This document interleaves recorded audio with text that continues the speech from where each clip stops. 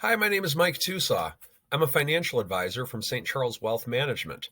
Today, we're going to discuss buying a straddle. Now, full disclosure, a straddle is not a trade that I typically use very often. It's something to where it just doesn't fit within what I do a lot of. What it is essentially is you're buying a call and a put at the same time.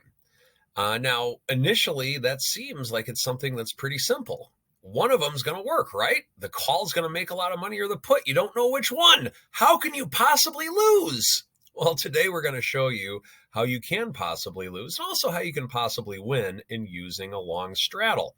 There's advantages and disadvantages to everything. Today, we want to give you a representation of what it would look like from a risk-reward standpoint. So once again, to reiterate, a straddle is not a trade that I typically use. Not to say that I've never used it. It's just something that typically doesn't match with what I do. I do think it's important that you know and understand a straddle so that way you can have an understanding of how other trades work and also how you can use it as a potential indicator with the market, which we'll discuss. In looking at the risk-reward graph, in this example, the current price of the stock is $45 per share. The 45 call is currently trading at $2.20. The 45 put is currently trading at $2.15. So that means if you were to buy an at-the-money call and an at-the-money put, the cost of your combined trade would be $4.45. That means that no matter what, that is the most you can possibly lose. Of course, we multiply these by 100 because we're using option contracts. But on this, you have a limited risk trade. So let's talk about how you can lose first. The first way and the worst way with which you can lose on a straddle is if the stock expires exactly at $45 per share. That means both the call expires worthless and the put expires worthless, giving you a $4.45 loss. The closer it expires to $4.45, the more money you're going to lose. What you want on a straddle is a lot of movement one way or another. You just don't know which way it's going to go.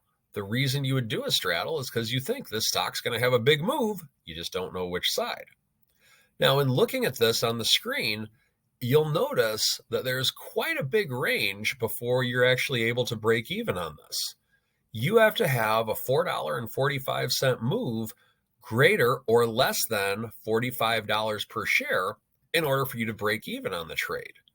Now, as you're doing this, if the stock continues to go higher and higher to 50, 60, 70, 80 and beyond, then you're going to make a lot of money. The same holds true that if the stock goes down to 40, 30, 20, and 10, you're going to make a lot of money on this trade. The problem is if it stays between the two break-even points, meaning that it stays within a range, that is where you lose money on the straddle. Once again, this is a break-even risk-reward graph. This is an expiration day risk-reward graph, meaning this is what you will be. This is what your risk-reward would be, assuming you held the straddle till expiration. Of course, you're going to get out of it before expiration most of the time. In my opinion, that's what's going to happen once it reaches a certain level. And so on this, also understand that implied volatility could play a factor in the straddle. Let's say in theory the stock never moved, but both the implied volatility for the call and the put went up or down significantly. You could have a move in that. You would want implied volatility to go up significantly with a straddle. That means if all other factors are constant, the pricing of options will be higher. So on this, once again, I'm not someone who uses a straddle very frequently, but I think it's important that you know it and how it works. The way that I do look at a straddle at times is to determine the expected move of an underline. Now, we have other videos on time frame selection, so we're not going to discuss that here, but what this straddle is saying is that when the stock is at 45, option traders believe there is a very good potential for a $4.45 movement in the stock to the upside or the downside. They just don't say where. What this can tell you is how far more people with more money than you, most likely, think the stock is going to move one way or the other.